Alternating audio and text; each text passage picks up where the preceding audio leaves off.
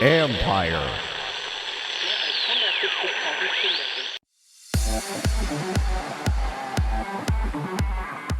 There is a model in Europe for expanded betting broadcasts. Lots of other federations around the world have taken steps to realise that there is the opportunity for a rights holder to carve those rights out and to stream them to bookmaker platforms. That's Chris Catling, head of Infront Bettor, who's eyeing the U.S. market for opportunities in the betting space that doesn't conflict with rights fees. This is the Future Sport Podcast. I'm Bram Weinstein.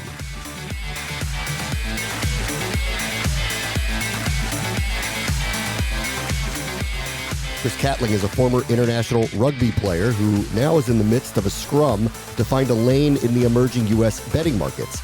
Infront Bettor has been working with European leagues to build value with alternate streaming capabilities. Our guest this week is Chris Catling. He is the head of Infront Bettor, which is a group that has a global portfolio of top-tier sports properties and game day production for events such as the FIFA World Cup, and they are knee-deep in sports gambling worldwide. Hey, Chris, how are you? I'm very good. Great to be on the podcast. Tell me a little bit about Infront Bettor. What do you guys do? Yeah, sure. So it's been an incredible 6 months, actually. I only joined in April and have set something up from scratch, which is really quite exciting. So we've got a pretty decent content portfolio of live streaming events for betting. 40% of it is soccer. So we've got some good stuff. We've got the EFL, the Coupe de France, Turkish Super League, and some other high level football. We've got a great ice hockey package, which Infront are very strong at, and some basketball as well. And I guess Infront are a big global sports marketing agency, principally in broadcast rights, representing broadcast rights and commercializing them for their clients. The genesis of which was with FIFA and some other sort of high level marquee rights holders. They're actually very busy at the moment as we're about to do all the production for the Qatar tournament in the next couple of months. So there's still sort of a strong link there. And Infront have been around the betting space for a number of years because in those rights agreements they've done with the marquee rights holders, they've, as well as including their media and their sponsorship rights, have included betting rights as well. And up until very recently have sub-licensed those rights to some of the players in the space. That's before IMG, Sport Radar and Genius. And Infront Bettor is there to actually take those rights and deliver them directly to the bookmakers ourselves. So setting up a streaming platform, which has been an incredible journey. We've already delivered over 100 million streams to the bookmakers in just the first couple of months. So it's all going very well. Yeah. I want to get back broad going on in the marketplace with all of this, but since the World Cup is about to start, obviously maybe the most marquee sporting event in the world, take me through a little bit of what the experience is like working with that as you get set for the matches beginning in Qatar. Yeah. So the FIFA rights themselves are streaming rights, are not available for betting. So they will be bet on from the data. There won't be a streaming proposition as well, which tends to happen when you for some marquee rights, when the broadcast rights are so valuable. They haven't yet moved into streaming those rights onto bookmakers' sites. So it's certainly a massive betting property, and the bookmakers that we're speaking to at the moment to sell our proposition to are heads down, really thinking about what they're going to do from new markets perspective, promotions perspective with FIFA. But in terms of Infront Bettor, we're doing very little for the FIFA World Cup, but it's going to be it's certainly a sort of massive betting event for sure. All right, let me see if I'm clear about what's going on here, because FIFA has extraordinarily valuable broadcast rights. you are working with a group like that and many others around the globe to bring the rights to bookmakers. Can you explain what exactly you mean by that? Yeah, sure. So I guess when streaming technologies allowed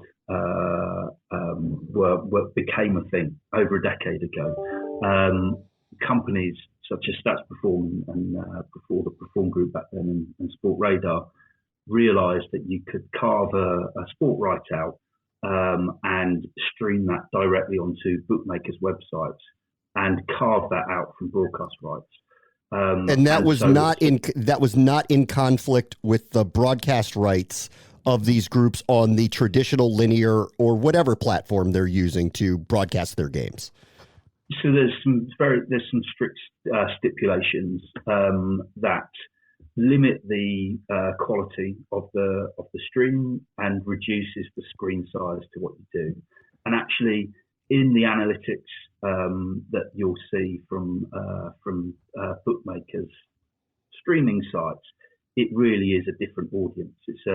It's an audience that is consuming video to check in on bets and to drop into it, see the most important things, and come back out. It's not a lean back experience as you would get from the broadcast space. And actually, one of the advantages I think that we have in the market is that Infront's primary business activity is to sell broadcast rights. So we're very close with the broadcasters of this world are our partners and our clients. And so to help them understand that actually these rights aren't cannibalizing their subscriptions and their base because they're looking at a separate audience is something that I think that we can help with. FIFA have been thinking about what they're going to do with their betting rights, but pretty similar to the Premier League as well, they haven't taken the step to commercialise their streaming rights onto bookmakers, even though there are some discussions and lots of other federations around the world have taken the step to realise that there is the opportunity for a rights holder to carve those rights out and to stream onto bookmakers' platforms. And I guess with the US opening and understanding how kind of European content and other content can be streamed and essentially make that betting experience a little bit better from consumers is the game that we're in. This episode is brought to you by Chalk and Dog, which brings together the vast experience and expertise of two of the brightest agencies in media, sports, wagering, and gaming.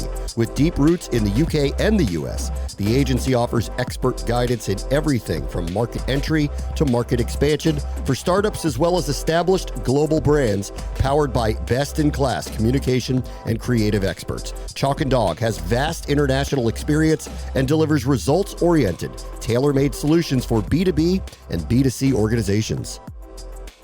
I would like to ask you about just your viewpoint of what's happening in the American markets, because obviously they're way, way, way behind what has been going on in Europe, where it's been legal for a long time. And here, depends on the jurisdiction that you're in. Things are changing by state by state. And we've had this long question for people like myself who've been in traditional broadcasting for a long time. What will the broadcast look like now that there are partnerships, it's legal, and it can be incorporated? But what I'm hearing from you a little bit is that you might not see much difference with the actual traditional broadcasts, that there's opportunity if the leagues and the providers are open to it to have multiple different streams of the same game to feed very different audiences. Yeah, and I guess as well as the kind of quality of the stream, I should have been a bit clearer that there are stipulations that you have a funded account and that you will place a bet. So there is a barrier to accessing that stream, but domestic markets, the domestic markets for are carved out and not put onto betting websites. But in the global world that we're in, having some rights with the carved out domestic territories. So, for example, the English Football League rights, which is our marquee set of rights. So we have the Carabao Cup, the Championship, the League One, and the League Two, so the level below the Premiership.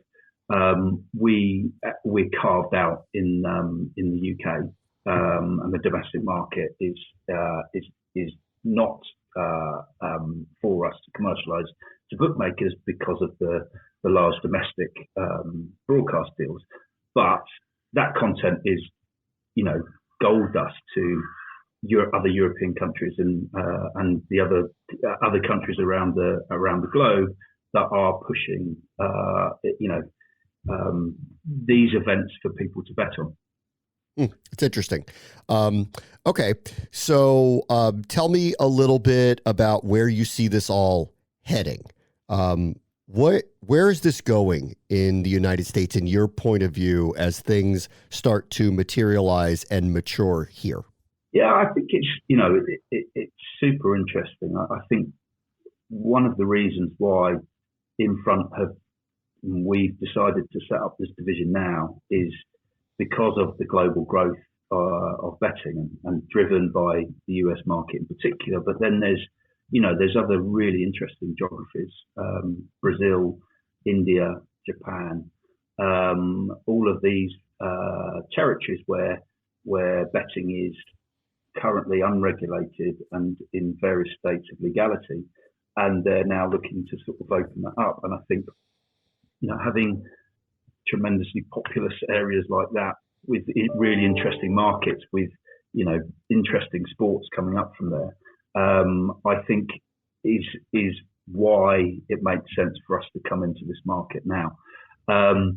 And the US market in particular, there's an incredible clamour for market share between the bookmakers that are launching themselves into a new market.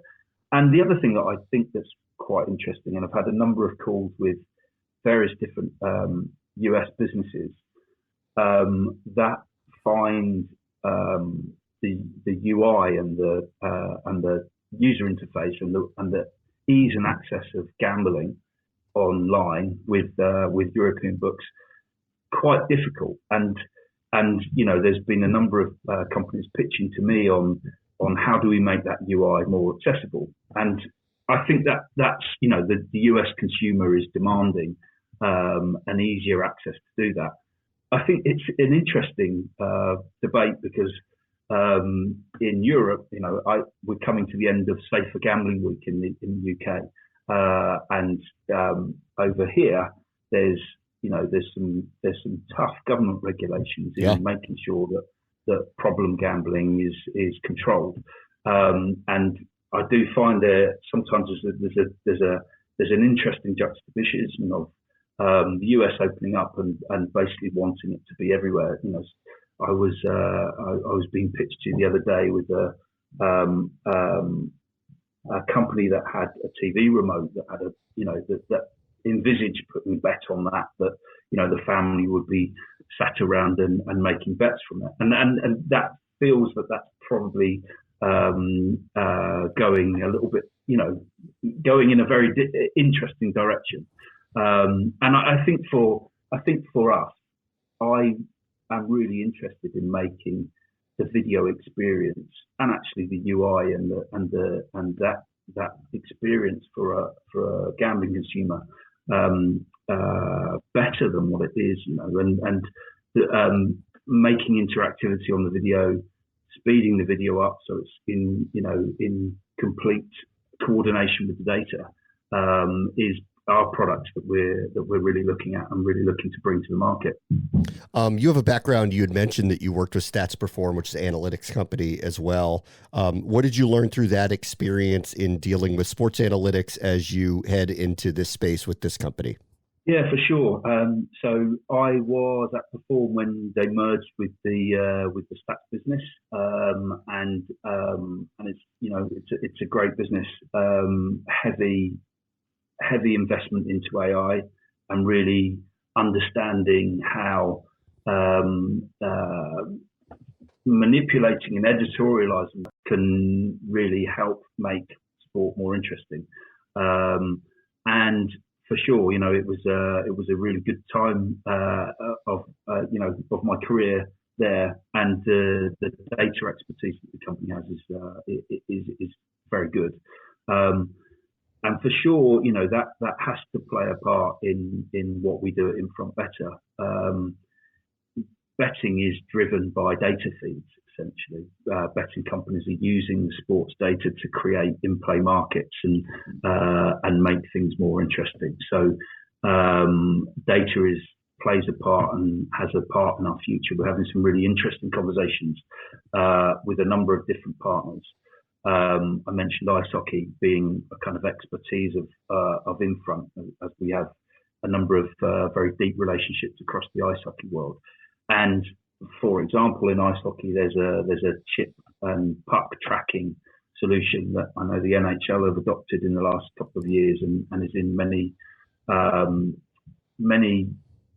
competitions in Europe. And I'm really keen in making sure that we take some of that interesting data points. And I guess through my experience of Stats Perform, where we're looking at data and using that in a media perspective to make that sport more interesting, to bring more insights from all sorts of data, and then developing that into how that makes it more interesting for a sport to bet on. And I think that could be that's going to be a very interesting space. Like in what way with the puck? Like pace of play, speed of shot, speed of pat. Like what are you looking at with something like that? Well, so all of that data is now available, and I think at the moment it's not well understood enough from the betting market or the consumer to be able to place a bet on that. I don't have the answer for that now, but right, hitting a hard slap shot. What does that? Right, what does that mean? Like, does that mean something here? Yeah, right. Well, I mean, once you start getting deeper and deeper data on any sport, you start getting more insights and more interesting angles. And actually, the Stats Perform pioneered a lot of the bet builders that are happening in football at the moment through their very detailed Opta service.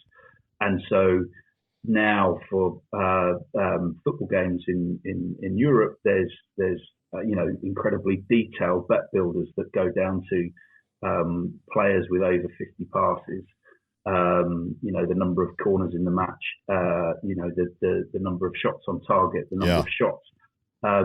And that's all because of detailed data and the US market as well. It's tremendously interesting that that is a very data-driven, deep data set of sports, which I'm sure which will create some very interesting betting markets and betting activity that you can develop. Chris Catling is the head of Infront Bettor. Thank you so much for joining us. All good.